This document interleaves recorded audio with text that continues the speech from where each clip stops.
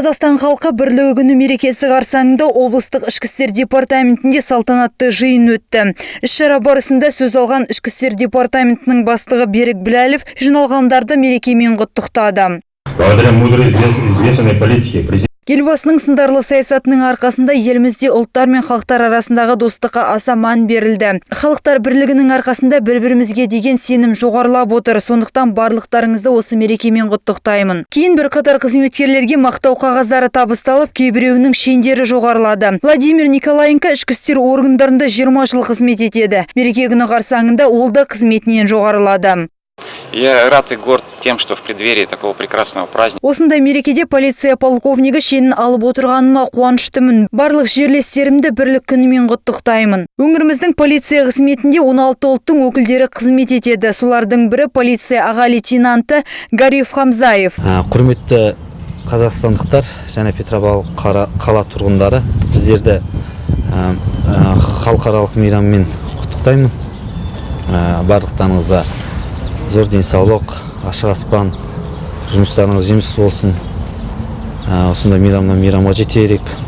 Салтанатты жиын соңы концерттік бағдарламаға ұласты. Ішкі істер департаменті қызметкерлері мен нөмір 17-ші ұлттық өркендеу мектеп кешенінің оқушылары ән мен биден шашу шашты.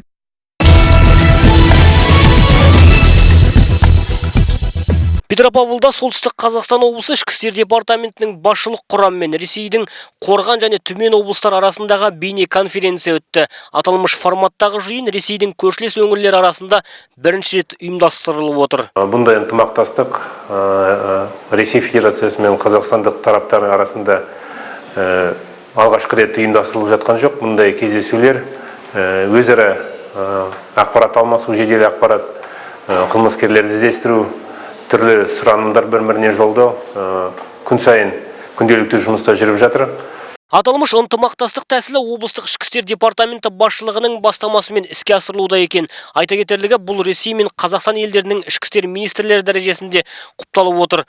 Бейне селекторлық кездесуде қылмыс жасаған адамдарды іздестіру мен әкімшілік айыппұлдардан жалтарып жүргендерді бірлесіп ұстау шаралары талқыланды. Не менее важным аспектом взаимодействия, который мы планируем обсудить в ходе сегодняшнего заседания, это розыск лиц, скрывшихся от органов дознания, следствия и суда. Здесь речь прежде всего идет о задержании по горячим следам лиц, которые непосредственно после совершения преступлений пытаются скрыться через территорию сопредельного государства. Айта кеткен жөн, осы сынды әріптестіктер өз жемісін беріп үлгерген. Өткені жыл басынан бері солтүстік Қазақстан облысы аумағында Ресей тарапы іздестіріп жүрген 8 қылмыскер ұсталынған екен. Сонымен бірге Ресей полицейлерінің көмегімен көрші ел аумағында 3 құқық бұзушылар қолға түсірілген. Олардың арасында адам өліміне себепкер қарақшылық жасағандары да бар.